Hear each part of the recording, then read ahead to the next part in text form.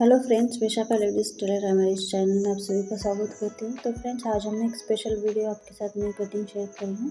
तो देखिए, इस तरीके से ना ना बहुत सारे ब्लाउज पीसेस में ना इस तरीके का प्रिंट और डिज़ाइन वर्क किया हुआ आ रहा है, थ्रेड वर्क है, मग्गम वर्क इस तरीके से आ रहा है ना। उसी का मैं आसान तरीके से ना आज कटिंग कर आपको दिखाने वाली, क्योंकि मैरिज सीजन स्टार्ट हो चुका है। घाघरा के ऊपर ना इस तरीके से बहुत डिज़ाइनर ब्लाउज आते हैं, तो उसकी कटिंग कैसे करनी है आपके साथ शेयर करूँगी। बहुत सारे लोगों को ना इसकी कटिंग नहीं आती है। तो देखिए, इस तरीके से पीस आ चुका है, ब्लाउज पीस। तो देखिए, नेट टू ब्लाउज पीस है ये। तो बॉडी पार्ट का डिज़ाइन दिया और दोनों तरफ ना यहाँ स्लीव्स के डिज़ाइन दिया इस तरीके से। तो यहाँ ना एक ही बॉडी पार्ट दिया है, इसे बैक या फ्रंट को ही यूज़ कर सकते हैं। तो सबसे पहले हम ना इसकी नेक विड्थ मैंने नाप लिया है। तो इसकी नेक विड्थ है 3 इंच और लेंथ भी 3 इंच है इस तरीके से। तो देखिए, यहाँ ना नेक विड्थ है इसकी 3 इंच और लेंथ में भी 3 इंच है।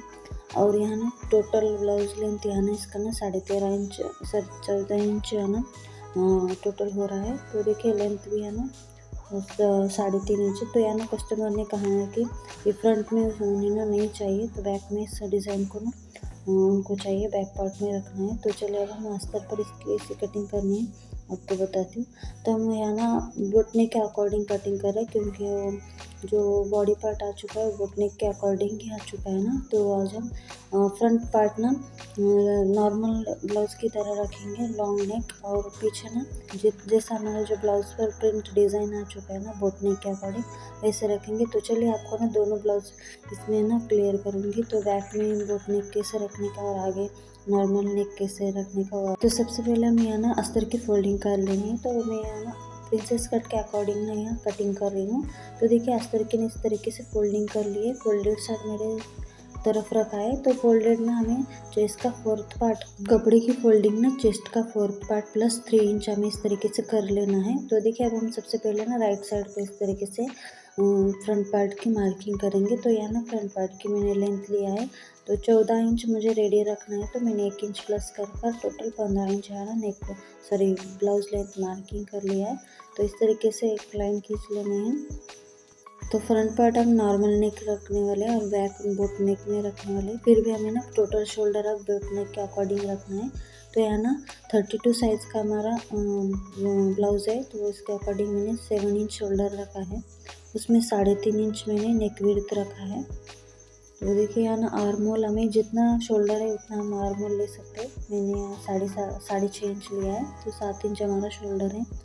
तो देखिए, फ्रंट वाला जो आर्म होल शेप होता है 1 इंच का, मैंने वो दे दिया है। तो अब हम आगे का नेक मार्क करेंगे। तो देखिए, आगे का नेक ना हमें नॉर्मल रखना है। तो बोट नेक में हम विड्थ ज़्यादा होता है, इसकी वजह से हम 5.5 इंच का ना नेक लेंथ लेंगे।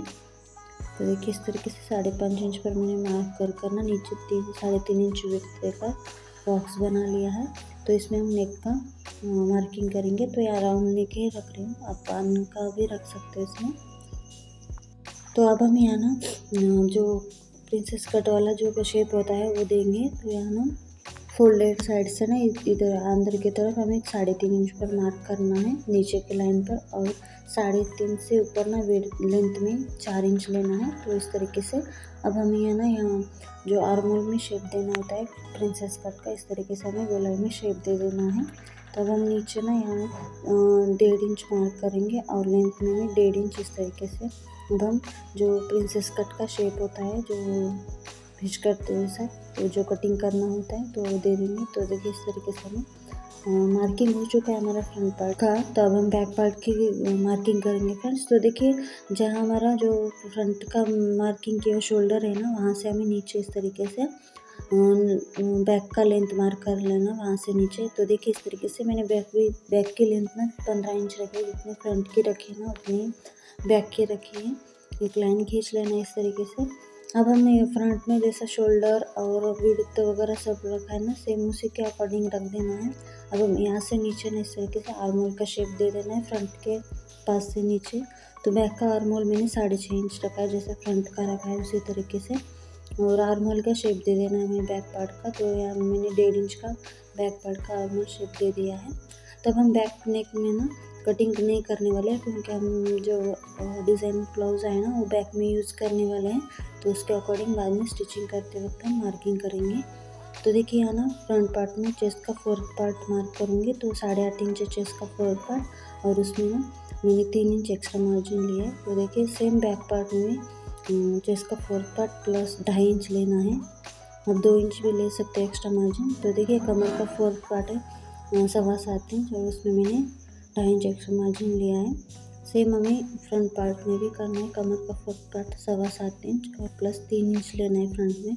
इस तरीके से हमें लाइन खींच कर जोड़ लेना है। अब हम इसकी कटिंग करेंगे। तो मार्किंग हो चुका है फ्रंट और बैक की, तो इस तरीके से हमें फ्रंट पार्ट के नेक से ना कटिंग स्टार्ट करना है।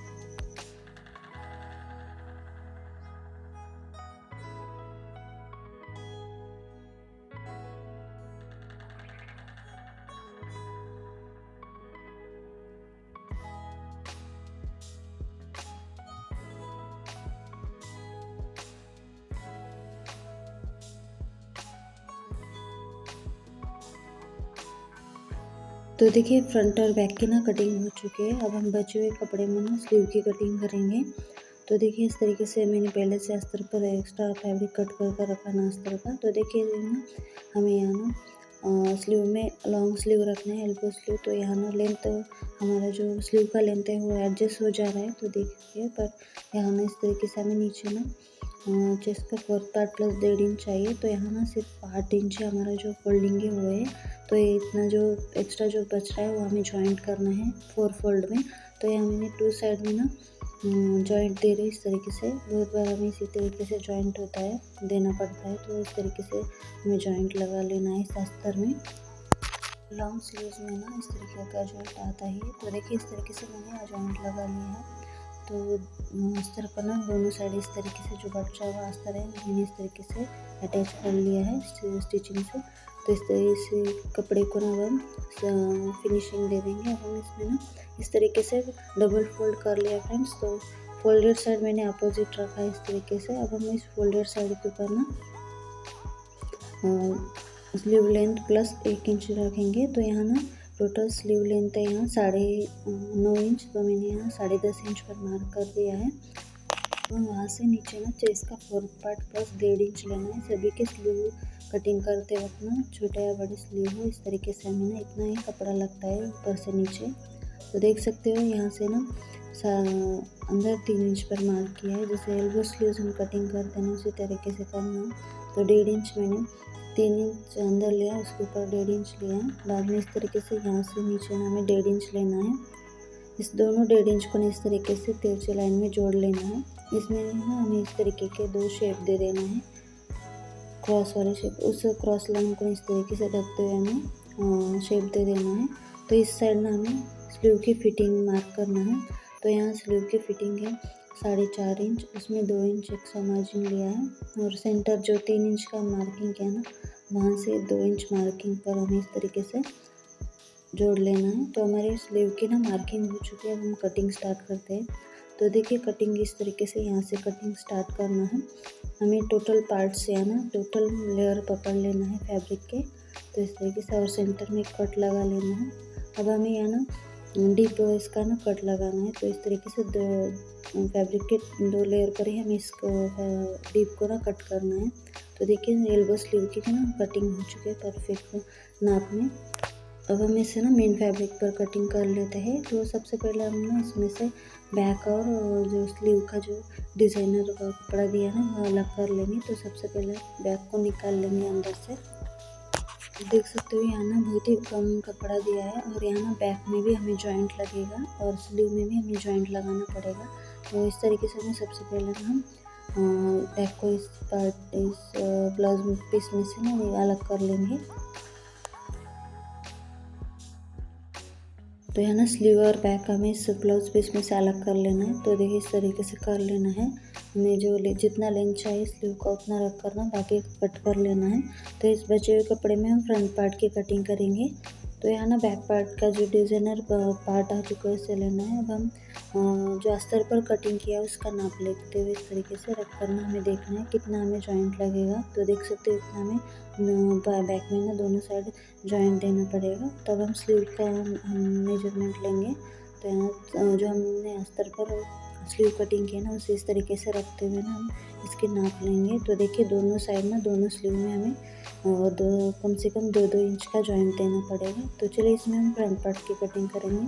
तो यहाँ ना फ्रंट पार्ट के लिए बहुत ही कम कपड़ा बचा है। तो देख फ्रंट पार्ट को फोल्डेड साइड में कट करना था, पर यहाँ फोल्डेड साइड में हमारा जो फ्रंट पार्ट है वो नहीं एडजस्ट हो रहा है। तो फोल्डेड साइड में इसका ना कटिंग कर लेती हूँ। इस तरीके से ना फ्रंट पार्ट और कटोरी को इस तरीके से जो फ्रिंज कट का कटोरी है ना उसे एडजस्ट कर हमें इसमें कट कर लेना है इस तरीके से। बाद में हम फ्रंट पार्ट को स्टिचिंग की वीडियो में जॉइंट कर लेंगे, बाद में उसकी मैं आपको स्टिचिंग वीडियो में डिटेल में बताऊंगी।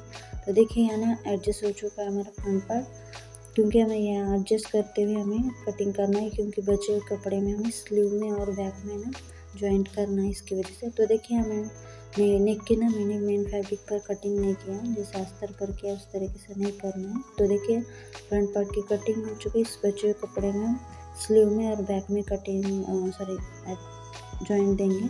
तो देखिए हमारी कट डिज़ाइनर ब्लाउज की ना कटिंग कर लिया है बोटनी के अकॉर्डिंग। तो इसकी स्टिचिंग ना हम आगे वाले वीडियो में देखेंगे फ्रेंड्स। आज का वीडियो कैसा लगा कमेंट में ज़रूर बताइएगा, और चाहे वीडियो अच्छा लगे तो लाइक भी कीजिएगा, और ऐसे ही वीडियोस देखने के लिए सब्सक्राइब भी कीजिएगा। बाय।